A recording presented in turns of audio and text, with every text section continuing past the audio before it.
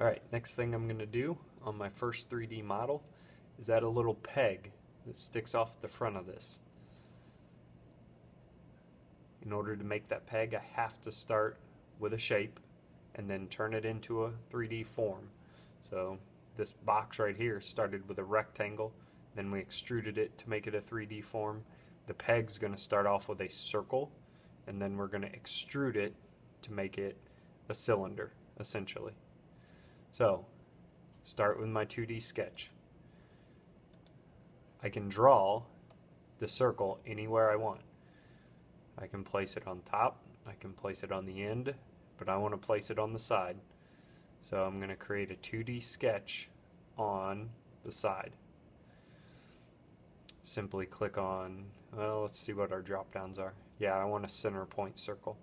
So click on the drop down, select center point, and then I'm just going to put it up here in this this quadrant of my box. So click one time, drag your mouse, and then let go of your mouse. The size is highlighted. So if I type 5, enter, I have a 5-inch circle. Before I finish my sketch and extrude it, I want to dimension it. So dimension simply means I want to move it a certain distance from the top to the middle of the circle and a certain distance from the edge to the middle of the circle.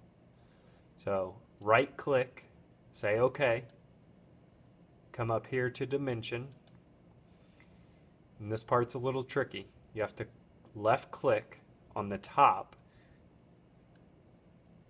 I get that white line, so left click on that edge and then drag your mouse down here and left click on the edge of your circle and then drag it out here, and that's going to create a dimension from the top of the circle, or from the top of the square or rectangle to the middle of your circle.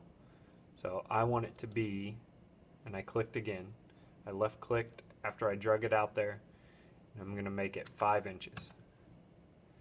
I'll show you again.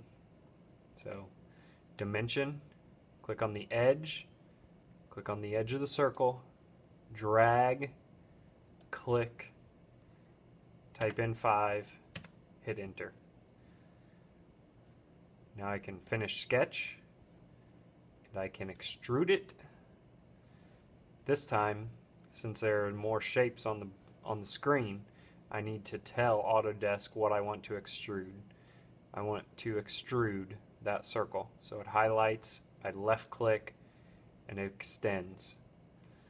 Note, it's ready for me to type in what size I want it to be. I want it to be an 8-inch peg. So I simply type 8 and hit enter, and we are